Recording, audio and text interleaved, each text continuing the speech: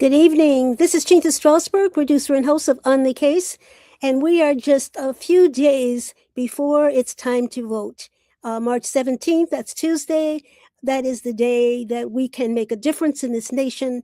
I voted today, and I'm hoping that you do the same. We'll be back with more of On the Case right after this.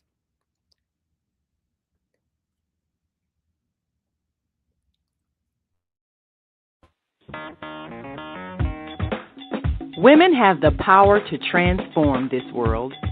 We can end crime and violence if we all agree to do one thing: share.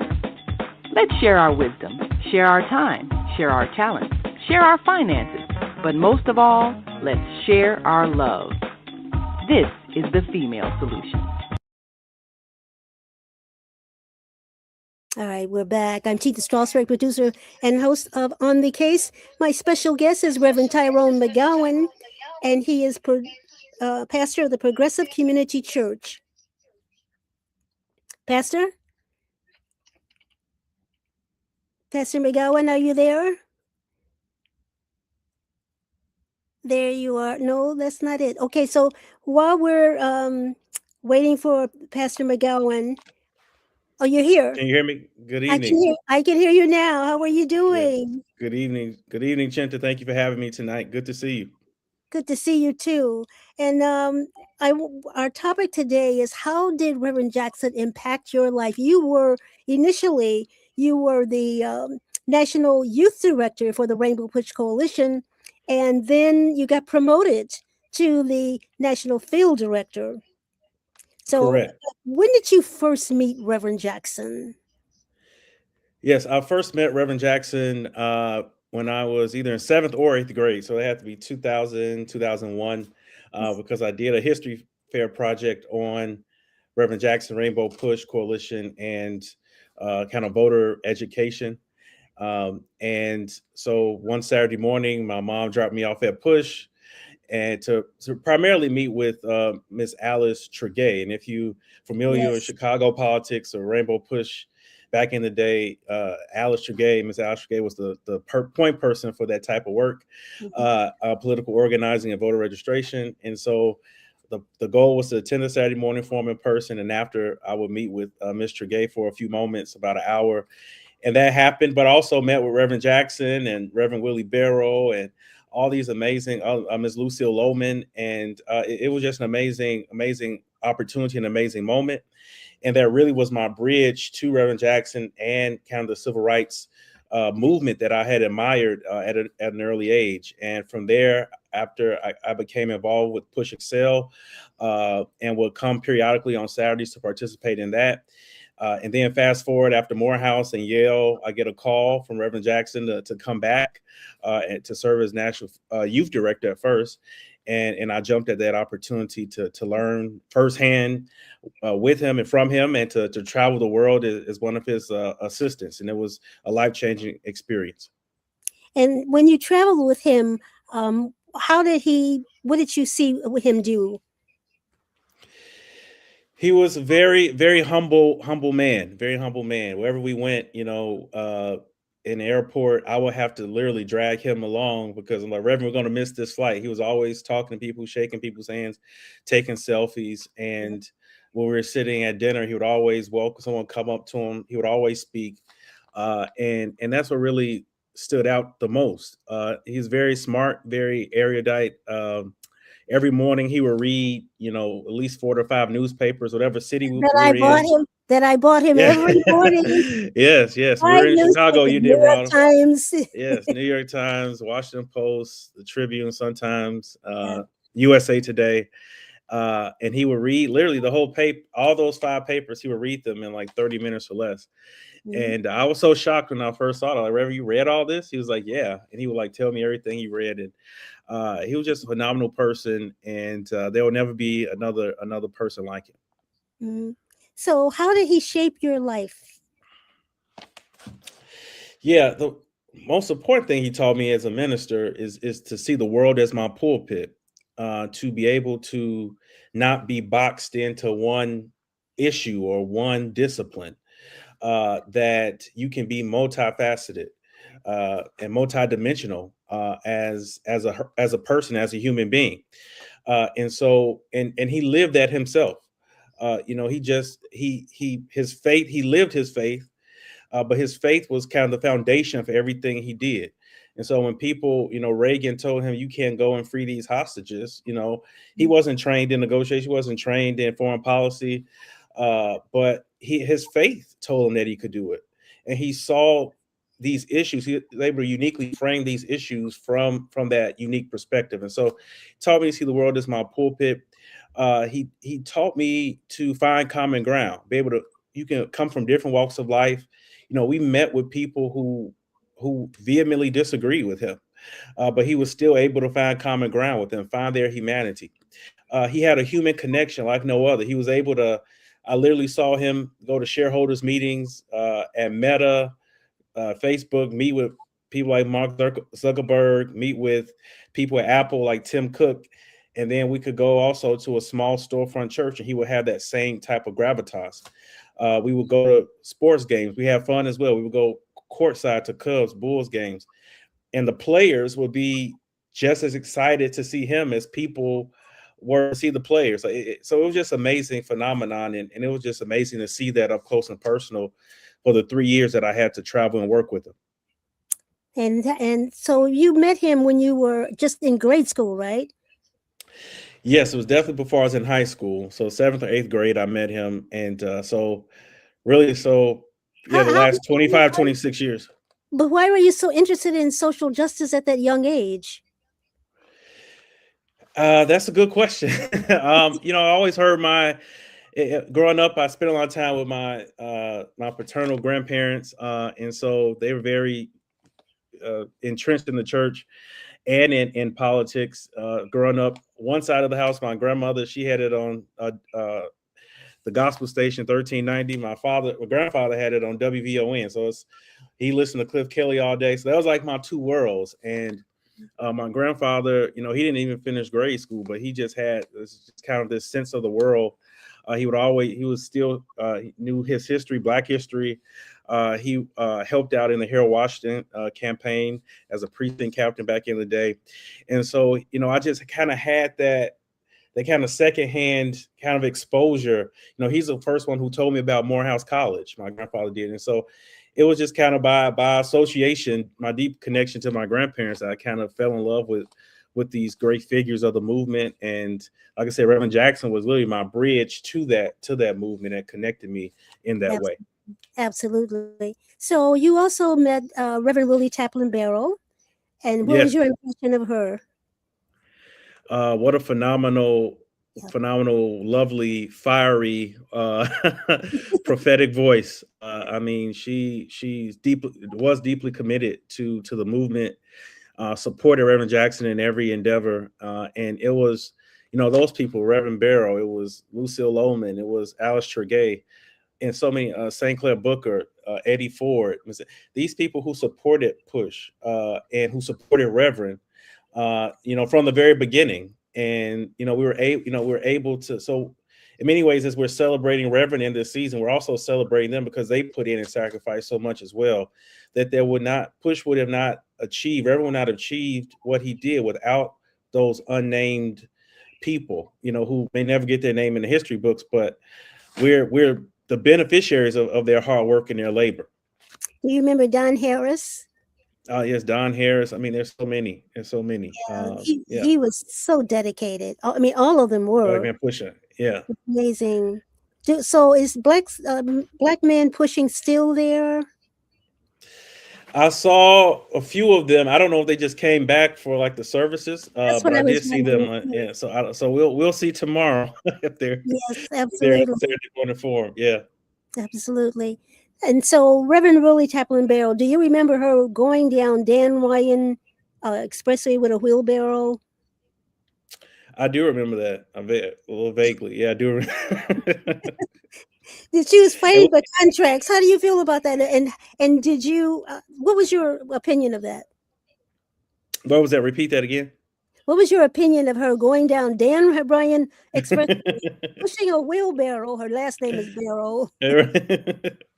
Yeah, I mean that's prophetic prophetic witness in action, and sometimes you have to dramatize, your causes and what you're fighting for, and to bring attention to it. And she was a master at that.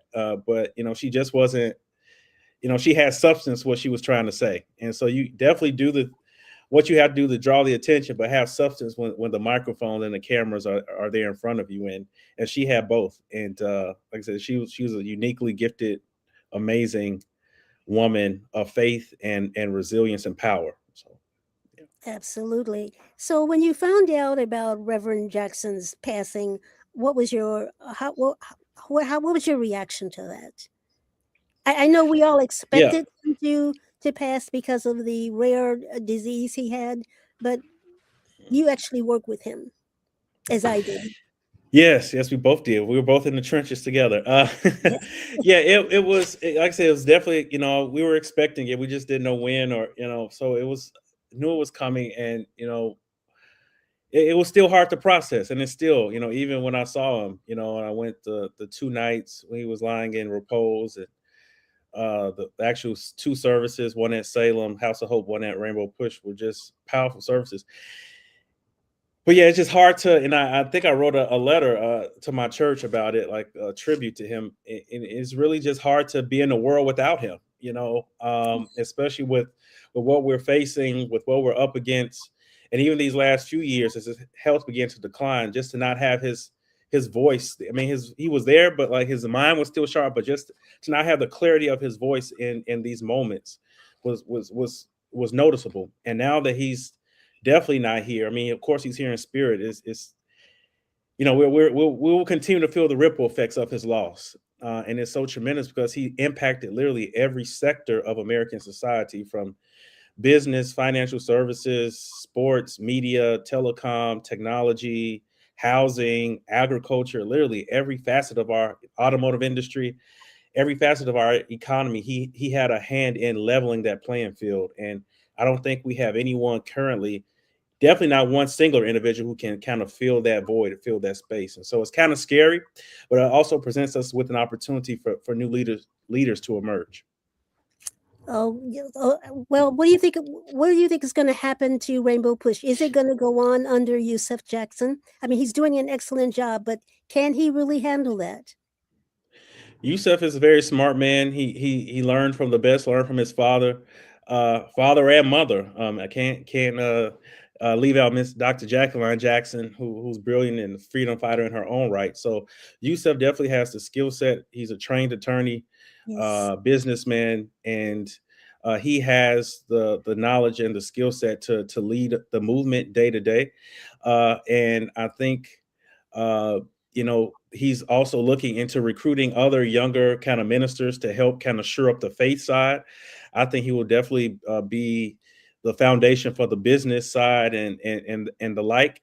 Um, but yeah, it's going to be interesting to see how push develops, and the Jackson family will still have a hand in it through definitely through Yusuf Jackson, as he has been leading these past few years, and will continue to lead.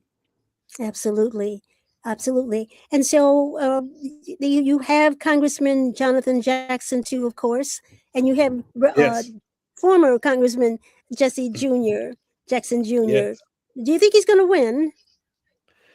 We will see. I think he has a good shot. I think he's had a good opportunity. I think that race is just like the seventh congressional district and the ninth. I mean, it's a lot happening in all those races, and so it's going to be interesting Tuesday night. As you said at the top of the hour, you voted today. Early voted today as well, uh, at my early voting site here in Bronzeville, and I think it's going to be great to see. It'll be a great story. Definitely a great, powerful redemption story. And just to think the possibility of one family, black family, having two sons in Congress. I mean, Absolutely. that's unheard of. And so, for Reverend Jackson and Mrs. Jackson to have produced two sons that for sure served in Congress and could serve together is just an amazing story. And we hope we see history on Tuesday night.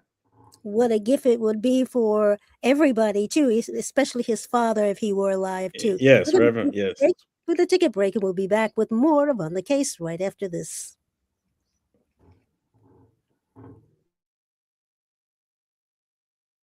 We are global transformers, changing the world from the way it is to the way it should be. We are one. Wherever we live on this earth, we are one human family. On behalf of our team of radio hosts, I'd like to extend a greeting to all the members of our family, whenever and wherever you may be listening around the world. To our family in China, Ni Hao. In India, Namaste. In Japan, Konnichiwa. In Korea, Annyeonghaseyo. In Russia, Здравствуйте. In Germany, Guten Tag. In Poland, Dzień dobry. In France, Bonjour. In Spain, Hola. In Italy, Ciao. In Egypt, Ahlan wa sahlan. In Ghana, Akwaba. In Nigeria, Peleo. In South Africa, Sawubona. In Senegal, Nangadef. In Kenya, Jambo. In Israel, Shalom. In Pakistan, Afghanistan, Palestine, and Saudi Arabia, Assalamu alaikum. Greetings, and may peace be upon you all. Join us live on the on-air radio network called 727-731-5192. We want to talk to you.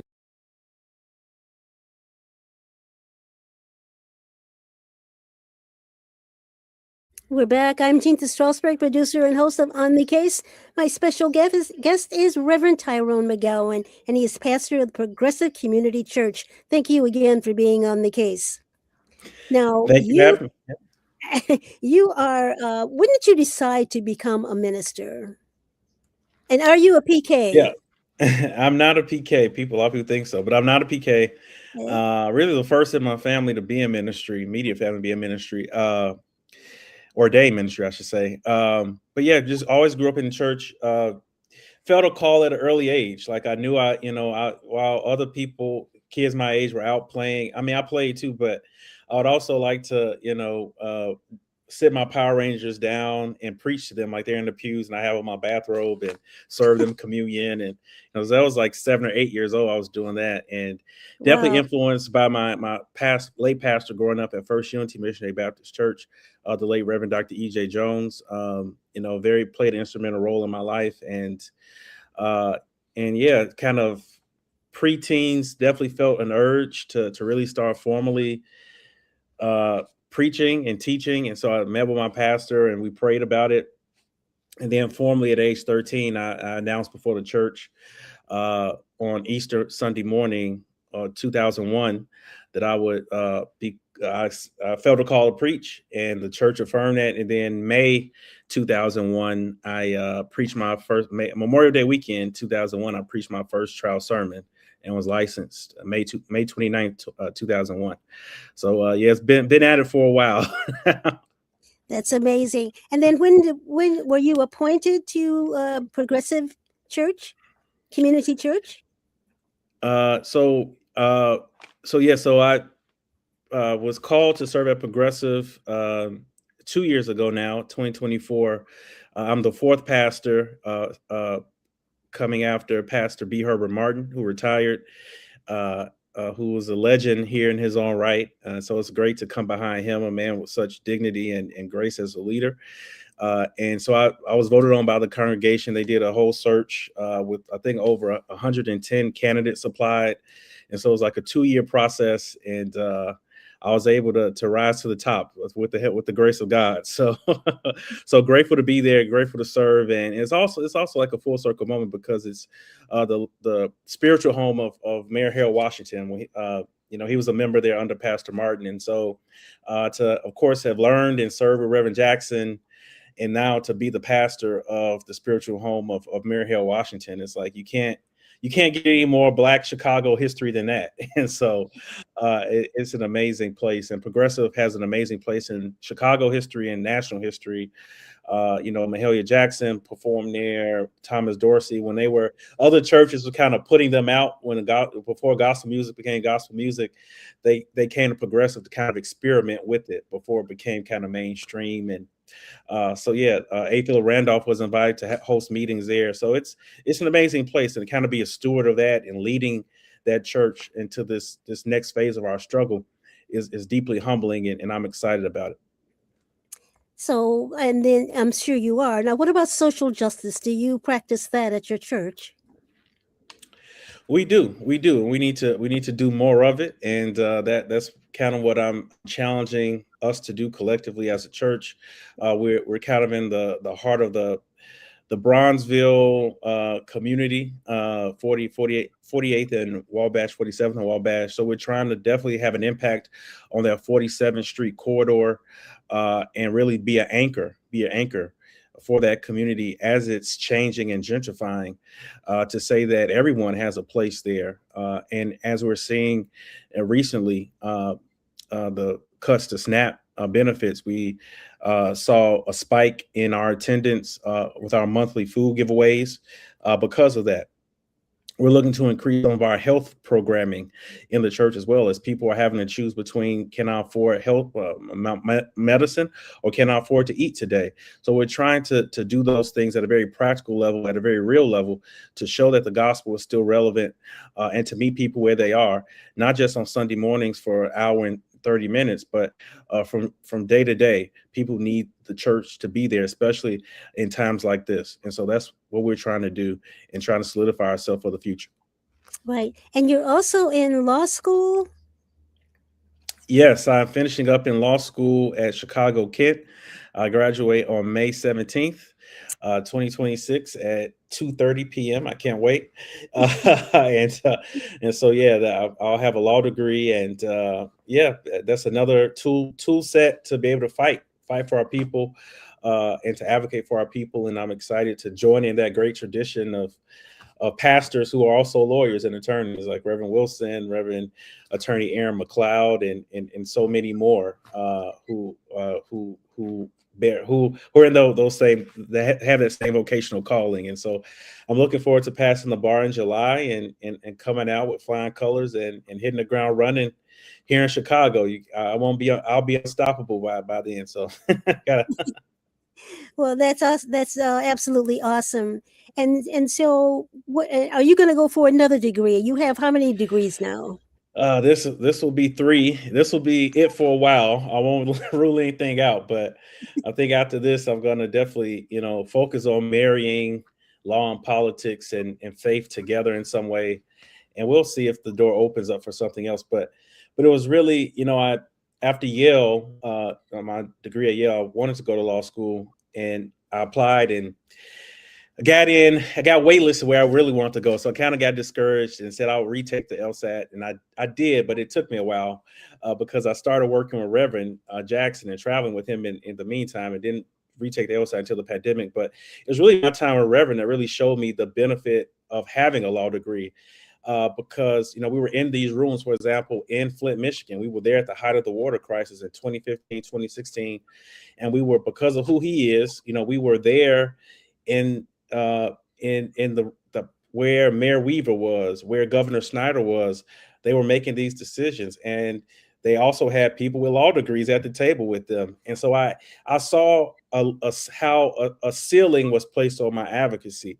And so now that I have this law degree, like I said, it won't be able to keep open, because I won't have that ceiling anymore. And so I'm grateful that I'll have this new dynamic to add to my arsenal of theology, faith, social justice, and now the law. So yes. Good, good. So, what do you think of the president? I hate to call him president, but what do you think about? Yes. I don't know, how much time do we have? Are we I think he's doing what he said. I mean, he said he was going to do all this. He's fulfilling on his campaign promises. He's making himself and his friends at Mar-a-Lago very rich, and hurting everyday hardworking people. And so we have to fight. They're trying to gerrymander this election. That's why I'm glad you mentioned again voting at the top of the hour, because we have to take back the House. We have to take back the Senate to kind of put a stop to some of this madness. And because literally people's lives are at stake. We're seeing this unnecessary war he's gotten us in. in Iran for no reason. And these are the things that Reverend Jackson will be talking about. He would have, the first day of early voting, he would have taken a group downtown to vote, a caravan of people to vote. He will be speaking Absolutely. against this unlawful, unconstitutional war that this president has been led by Netanyahu to get into. And so, we have to fight this. We have to stand up, and we have to resist in our own ways, in our own unique ways. And that's what Reverend Jackson will want us to do, to find that moral higher ground in this moment. And we're still battling against, as Dr. King said, those three triplets of racism, militarism, and capitalism. We're still literally, from that speech he gave April 4th, 1967 at the Riverside Church in New York to today, we're still fighting those three evils. And unless we come together and put our differences aside, and that's what Dr. King was trying to build with the Poor People's Campaign, poor whites from Appalachia, Black people from inner city, Native Americans. Because when we all come together and build a rainbow coalition, no one can stop us, because we are more powerful than the 1%. They need us more than we need them. And so we have to come together, put these differences aside, and let's go to the polls and vote our interests collectively, and stop letting them divide us along these petty kind of racial, religious lines that at the end of the day don't even matter. That's so true. And I'm glad you said that, because I know Father Flager always says, don't let them divide you over crumbs, because that's Exactly. what we're fighting for. We're fighting for Right. crumbs, and we're there at the table eating the finest steak and lamb Yes, and everything, and drinking the high. We're fighting literally for crumbs at the table, if there's any left. that's absolutely Yeah. right. So do you think that he will be impeached? Trump will be impeached? Should he Unless be impeached? He should definitely be, but with this current composition of the Congress, no. Unfortunately, I'm grateful that he fired Christy Nome. That's probably the best thing he's done. But Yes. he's going to just put someone else in to continue the same policies, just without her kind of fanfare. And so, the policy is still there, but the personality changes. And so, this is an assault on our communities. We're having people afraid to come out of their house, afraid to take their kids to school, afraid to go to church, afraid to go to the grocery store, afraid to shop. This is affecting our economy, affecting the everydayness of our lives. This is not he claims that he wants a Nobel Peace Prize, and that's the funny part about That's a joke. it. That is a He's so jealous of Obama and what and so I think that's really what fueled his whole candidacy. That night Obama made fun of him at the White House Correspondents' Dinner. I think that really ignited something in him to say, look, I'm going to run, I'm going to win, and I'm going to do whatever, win at all costs. And I think, yeah, so we're just living in this nightmare, and we have to bring it to an end, and we could do that with these midterm elections. What about the racism that he has started in this? Well, racism has always been in America, but Yeah. it seems like the I think racists are crawling out of the woodwork yeah, now. he has normalized it and mainstreamed it in such a way. This MAGA republicanism, they're very bold now, audacious. I think with the Oscars, they said something with Michael B. Jordan saying the N-word. I mean, it's just so blatant now, because they have this cover from Trump in the White House that, hey, it's okay now. It's okay to be misogynistic. It's okay to shun women. It's okay to dismiss blacks, because this is what we do. Look at his cabinet meetings that they show on when he does them once a month now on TV. It's very white, very male, very rich. And that's what their version of America is. And so we have to say that there's a different version of America, an America that's inclusive of everyone from every walk of life, from every nationality, has a voice, has a place at the table, and we cannot be exclusive and look at the world through a keyhole. Trump views the world through a keyhole and not a broad window. We have to have a holistic view of America and the world, and not just see through this myopic, microscopic keyhole that he and the Pete Hegseths of the world see through. Well, Pastor Reverend Tyrone McGowan, pastor of the Progressive Community Church, thank you so much for your words of wisdom, and congratulations again on becoming a lawyer on May the 17th. Thank you so much. And May 17th is also the anniversary of Brown versus Board of Education. So that's a Wow. very important day. And so, yeah, to get my law degree on that day is even more special. And my brother's birthday as well. So Well, thank you thank so you. much. Pastor. Thank you, Thank you. Chinta. You're Thank you for welcome. having me on the case. We'll be Anytime. back. Thank you. All We'll right. be back Bye. with more of On the Case right after this.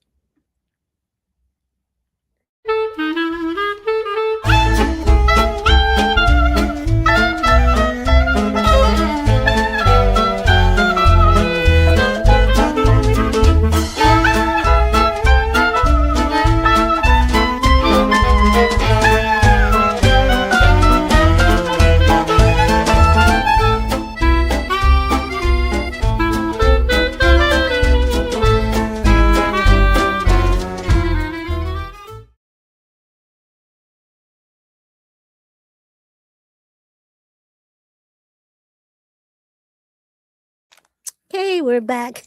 I'm Chinta Strausberg, producer of On the Case, and we have two very special people. These are young people, Rutherford and Nelson Simmons. They are members of the Rainbow Push Excel program. The Push Excel program is the educational arm of Rainbow Push Coalition. Of course, it was created by begun rather by the late Reverend Jesse L. Jackson Sr. So, welcome to On the Case twins. And they're twins too. There Hello, you are. hello. Thank you so Hello, much. hello, hello. And it's hard to tell you two. No, I grew up with twins.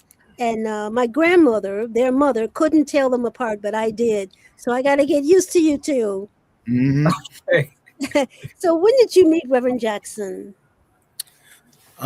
We met Reverend Jackson when we were 7 years old, and we're 18 now. And so we had just joined Push Excel about a year before that, and we were doing oratorical competitions, and we met Reverend Jackson, and it was just. I think at 7 years old we didn't quite know yet like the presence of greatness we were in. Um, but we knew that something great was going on. yeah, Right. kind of to just piggyback off of that.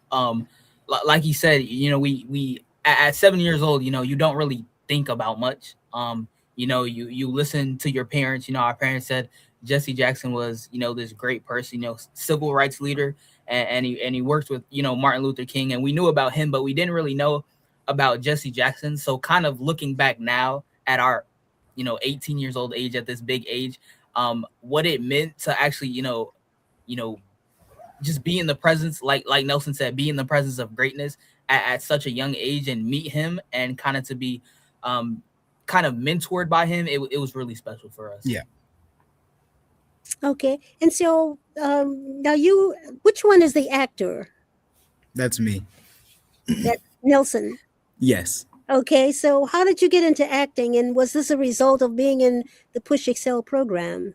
Yeah, absolutely. I mean, I've always been interested in like storytelling and in acting, but in terms of like the training I received from Push Excel, that was started by Reverend Jackson, and kind of the confidence I gained because when I was young, it was rare to see a bunch of black men and black women up on stage giving speeches and speaking confidently. It was rare, and then I was introduced to Rainbow Push, and my eyes were really opened, and it was really kind of a foreign concept for me to be like, oh, I'm seeing all of these people who look like me up on stage and I can do it too. So I had always been interested in acting, but like in terms of the technique I gained in public speaking and the representation and inspiration I received from seeing my people up on stages, speaking and giving speeches, that really hit me and really made me want to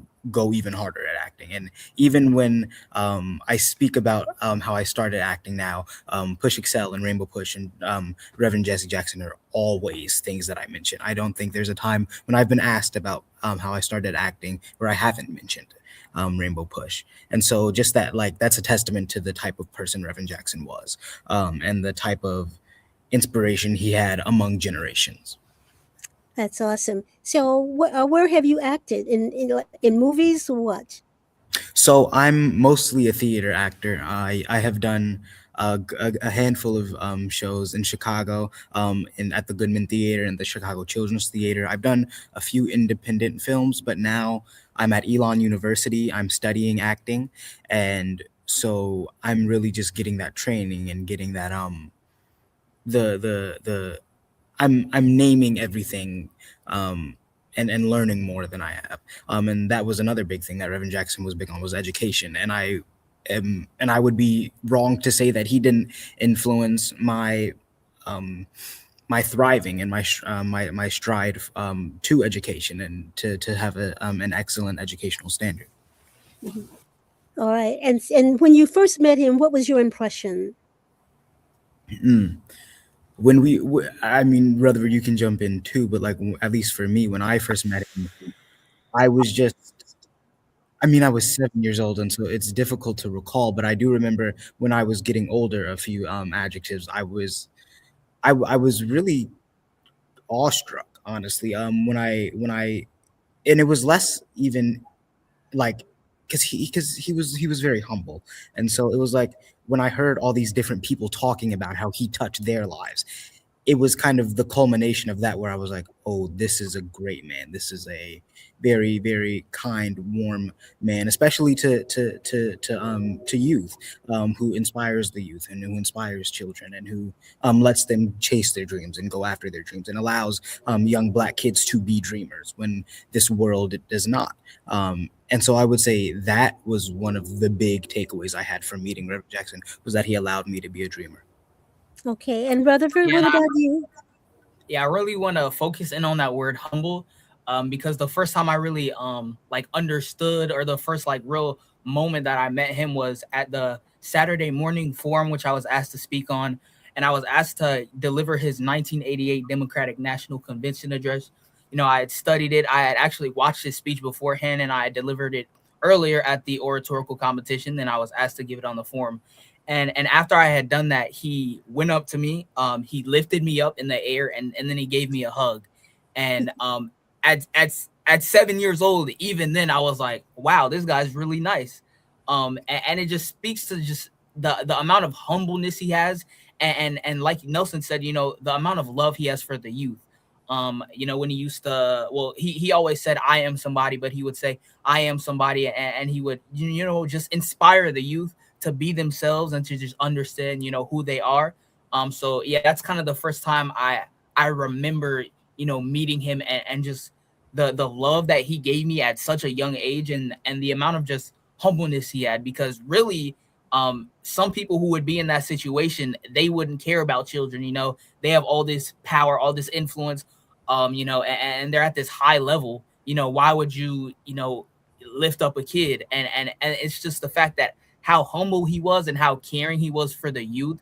It was just so powerful, and honestly, I was so grateful for that moment. Okay. And so where have you spoken to? The different places where you have spoken.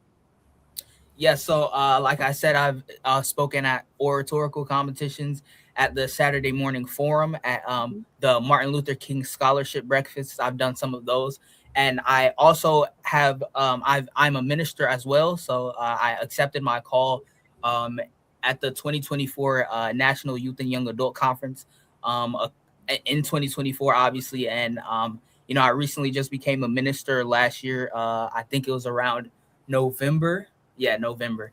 And so I do give messages at my church as well. And kind of like Nelson said, the confidence that we get from that we got from oratorical, you know, the oratorical competitions, it kind of just gave me the confidence to just to speak in front of anybody. So you know, I love God and all that kind of stuff, which is why I kind of, you know, accepted my call.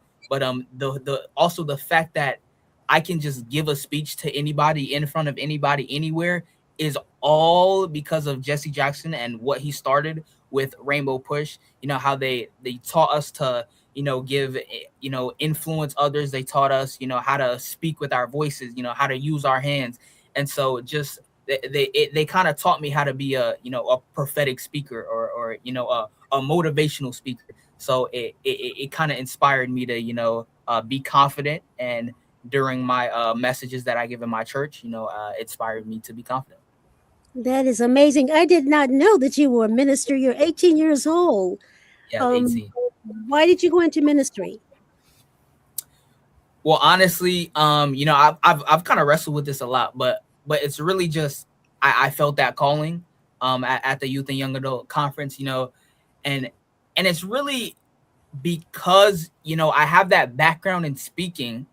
I've always been able to speak in front of others, and so to talk about God and to speak, they're both two things that just come naturally to me. They're two things that are just so easy for me to do.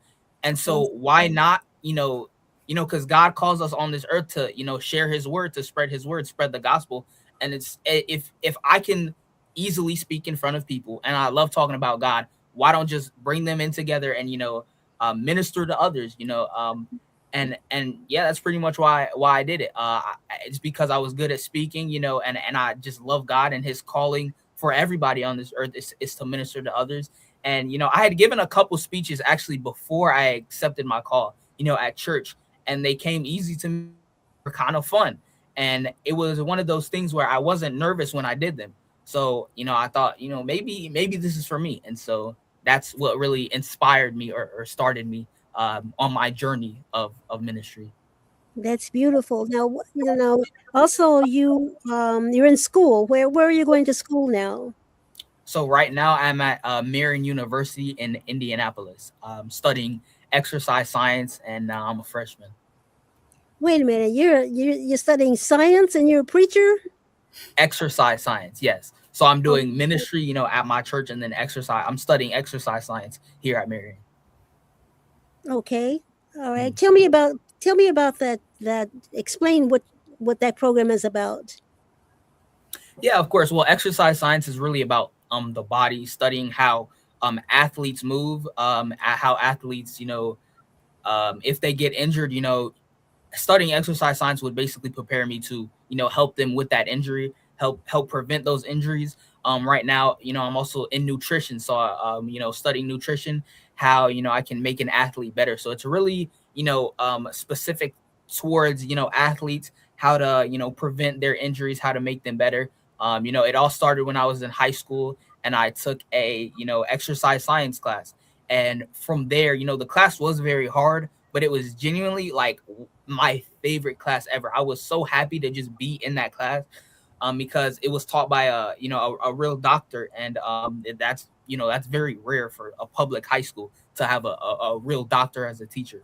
But yeah, she taught. We did some labs, we did some tests, ran some tests, and that's really what made me want to do exercise science. And I've also played soccer, so I'm an athlete. So I just like to help people, really. And exercise science allows me to do that, which is the main thing that drew me to exercise science. All right. What is it like being twins? It's fun. I mean, yeah, it's really fun. It's kind of like I don't really know I don't know how to describe it because I've never not had it. It's just something that's been so natural. I mean, it's been super fun. Especially when we were really young, to just like have a built-in like best friend, someone who, like, when we were like sharing a bedroom when we were like 7 through like until we left, to just like when we were like kids, to have someone to talk to and like to joke with, but also to have like someone who like has your back. It's always good to know that there's always someone who will have your back, and who it's very, very difficult to make them not have your back. And so that's been a big thing. Rutherford actually came to Elon University last weekend because it was his spring break that just ended, and we hung out. He met some of my friends, and so yeah, it was a lot of fun to see him again last week. All right, we're going to take a break. We'll be back with more with the twins right after this. Peace and love. I'm Michelle Renee, host of Education Nation, live on the Female Solution Global Network every second and fourth Sunday from 12 p.m. to 1 p.m. The intention of Education Nation is to raise awareness about the literacy crisis and to offer information to combat the problem. The goal is to awaken an army of reading coaches and mentors. You will experience guests who are doing their part in the community to ensure youth in their circles are reading and thinking critically. I look forward to serving you in this capacity. Literacy is freedom, and Education Nation will offer information and strategies to help ensure our young people stay free. All right, we're back. I'm Chinta Strausberg, producer of and host of On the Case, and my guests are Rutherford Simmons III and Nelson Simmons, two wonderful twins. I mean, I shouldn't say twins, but they are twins. And I grew up with twins. My aunt Ruth and Elma. Elma was good at math, and Ruth wasn't at St. Joseph Elementary School, and so they dressed alike, and the nuns didn't know them apart. Have you ever done that? I, I can definitely relate to the one's good at math, one's not part. I can tell you that for a while I was not good at math, and Rutherford was much better. But like we have, I mean, when we were younger, our parents used to give us the same outfits, or at least similar outfits. So yeah. Did you play tricks on your parents? I feel like our parents knew us really too well for us to trick them. But when it came time for us to go to school, and one of us had glasses and one of us did not, and class started, I would take his glasses, or he would give me his glasses, and we would just trick the teacher, switch seats, and that was pretty funny. And see how long it would take for them to notice. See, I figured you did something like that. And so, do you talk together, like Elma and Ruth would say things together at the same time because they were on the same thought pattern? Do you do things like that? Oh yeah. So kind of like twin telepathy.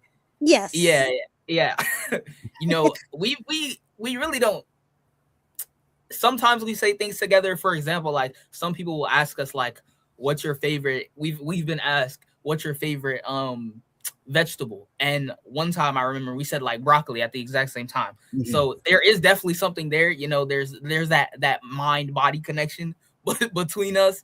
But yeah, I feel like just being twins, we do say a lot of the same things, do a lot of the same things, have a lot of the same like mannerisms, because we're twins, basically.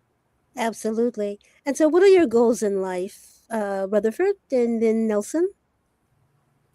So like I said, right now I'm studying exercise science, and as well becoming I'm a minister right now, spreading God's word. So I really do want to not only do something in regards to exercise science, but in the realm of ministry as well. I haven't, I've thought about doing something in the realm of like online ministry, because I know that's something that is very powerful, that has touched me as well. I will scroll on TikTok sometimes, for example, and I'll see a video, that somebody is sharing about God, and it'll just really kind of ground me and really, just help me understand, like, this is something that I could see myself doing. I'm good in front of a camera, I'm good in front of others. So, I have definitely thought about, online ministry. And then with the exercise science realm, I'm not really sure yet. There's so many pathways in exercise science. You can be an athletic trainer, personal trainer. You could be a coach. There's so many options. Right now, I am kind of looking towards athletic training, which is, I'd be the one on the field. If you get injured, I'll run on the field with a Medicaid or whatever, and bandage you up, or diagnose that injury, because I did pull my hip flexor one time. So, I'd hope to be that same person who ran on the field and helped me out. All right. What about you, Nelson? Yeah, for me, I am, like I said, I'm studying acting with a BFA at Elon University. So I'm really looking into going full-fledged with that in the future. On hopefully Broadway is the goal, in a play or maybe a musical. But then also I'm really interested in writing, and so there's a play that I'm writing that I'm actively working on and developing. And there's multiple plays that I'm writing, and then there's poetry, which I'm really interested in. I actually have a poetry and photography book published. I published it Ooh, I don't even remember when. I think I published it my junior or sophomore year of high school. Um, and so I'm really looking at continuing with that. Kind of sharing my voice in those unique creative ways. That is amazing. Now you guys have not talked about politics. Are you interested in politics? I mean, you came out of Rainbow Push and that was very political, social Yeah, justice. absolutely. So something that I think about often is the political state of our world, because how could you not? And I know I want to spread a message out there some way. Like, for instance, when George Floyd was killed, and all the riots started happening worldwide, or in this nation, I was upset, because that's not how we were supposed to handle dealing with that. That was not the way that Rainbow Push and Reverend Jackson talked about dealing with it, with social injustice. Um, and so it was really that inspired me, and that gave me that kind of inner impulse to write a letter to the rioters. I titled it "My Pissed Off Letter to the Rioters," and I sent it um to the newspaper and got it published there. And so that was kind of my first really real grounded introduction into like me kind of engaging in social activism. And I know I want to continue doing that. I'm just not exactly sure how. I know social media is a big way to take advantage of my voice, and using that to get to talk to our generation, because our generation is becoming more and more and more politically aware, more and more involved in politics. And so I think if using social media can get the right messages out there, the messages that were pushed in terms of global peace and love, and not fighting petty wars like we're doing now, in and outside of our country. I think social media is a great way to get that out there. Not unsimilar to what Rutherford said about him and ministry. All right. And what about you, Rutherford? Yeah, of course. Like Nelson said, politics is definitely something that needs to be talked about, especially in regards to inequalities that we face today. For example, speaking about like ICE, I actually included ICE, kind of talking about that whole scenario in my message. I gave it a little, like a brief point in one of my, my recent message that I gave at my church, and it was kind of just the fact that that oppression, you know, why? Like why is that going on? Why is that something that people are supporting? Like, why are we supporting taking people from their homes, and taking people from their families? And I definitely do think, yes, that is something that does need to be talked about. Civil rights, social inequality, things that Jesse Jackson talked about, things that young people are speaking about now, in regards to social inequalities. That is definitely something that does need to be talked about. And I did speak about that in my message, kind of like and kind of like Nelson said, that is definitely something that I think is important to be talked about. And if given the opportunity, I wouldn't be opposed to maybe going into politics, maybe talking about that, maybe I definitely do think I will have to learn more about current political situations. But I wouldn't be opposed to speaking up for what is right, and speaking up for things that need to happen in politics, in economics, and whatever needs to be talked about. And what is your opinion about the ICE agents killing Americans, the two Americans, and shooting others? How did Yeah, what was your reaction? yeah, honestly, I didn't want to watch the video. I know it's out there. I know it happened. But I didn't watch the part where unfortunately she was killed. It was hard for me to watch that, because if you know me, I'm kind of, I don't I, I'm kind of an emotional guy, and I didn't want to watch it because it was kind of hard for me. Yeah. But yeah, I think that it's crazy that some people, they can walk around with masks, hiding who they are, but taking people from their homes and kind of just causing disruption to society. So yeah, I don't think it's right. I don't think it's right to take somebody from their homes. I don't think it's right for people to just be killed out of nowhere. So yeah, I definitely don't agree with what's going on right now. And I think that, you know, it definitely needs to stop. I think that deportation can definitely be handled in a better way. You know, we were told that you know, the ICE agents were supposed to take, you know, criminals, all of these, you know, dangerous people. But when you see, you know, a child being taken and you know, put inside of a jail for hours or even days, that is not I didn't know that a child was a convicted criminal. So if we're going in, you know, to talk about that, yeah, I don't think it's right. I think they're going in a totally wrong direction. I definitely think it could be handled in a much better, much safer, non-violent way. Absolutely. What about you, Nelson? What Yeah, was your reaction? you know, it was I can't say that it was surprising, and that's really unfortunate because we have a president who is in charge of this, who stated that he could stand in the middle of the street and shoot someone and people would still vote for him. And so when you have not him doing that, but when you have people who are working for him doing that, it's not surprising to me. It's evil and it's vile, and I can't help but think back to the Black Codes.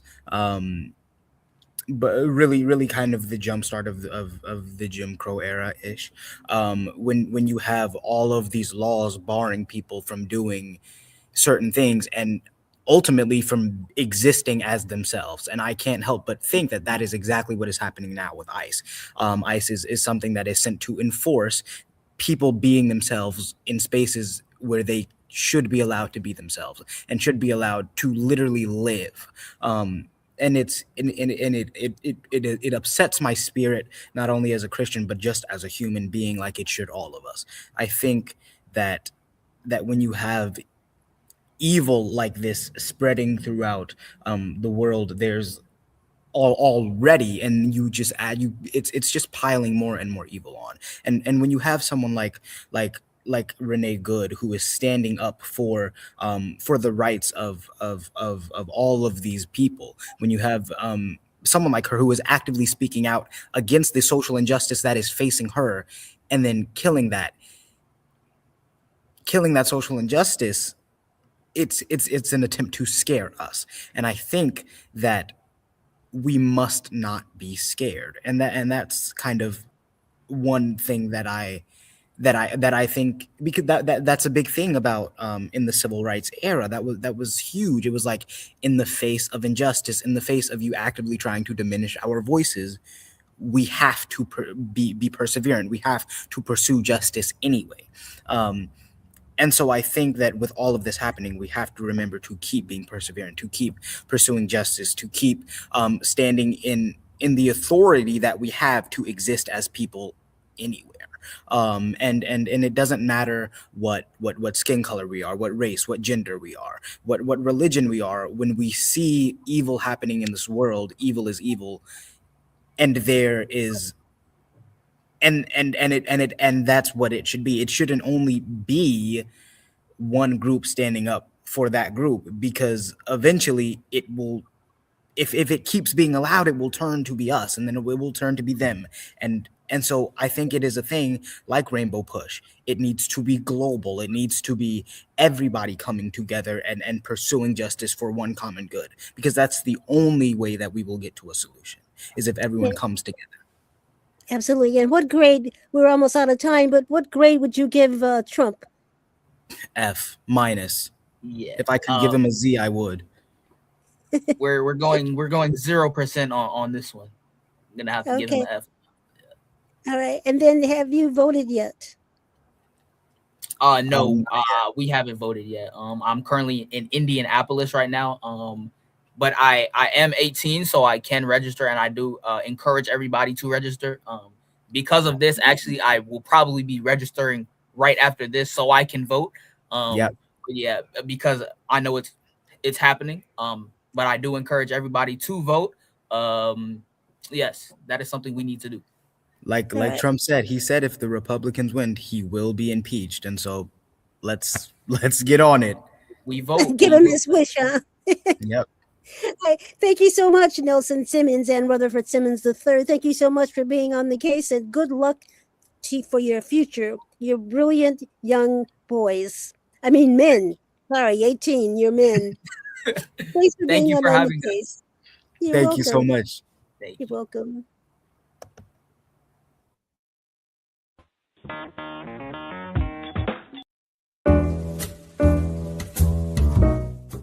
We've come to the end of our show today. If you missed any broadcasts, go to our website for the audio and video archives at www.thefemalesolution.com. On behalf of our team of radio hosts, I'd like to thank all of you who participated in today's discussions. And to our global family joining us from all around the world, we say thank you. To our family in China, xie xie. India, Dhanyavad. Japan, arigato. Korea, kamsamnida. Russia, spasiba. Germany, danke. Poland, dziękuję. France, merci. Spain, gracias. Italy, grazie. Egypt, shukran. Ghana, madasi. Nigeria, eshe. South Africa, ngiyabonga. Senegal, jareh. Kenya, asante. Israel, toda. Pakistan, shukriya. Afghanistan, tashakur. Saudi Arabia and Palestine, shukran. Assalamu alaikum wa rahmatullahi wa barakatuhu. Thank you, and may peace be upon you and the mercy of God and God's blessings.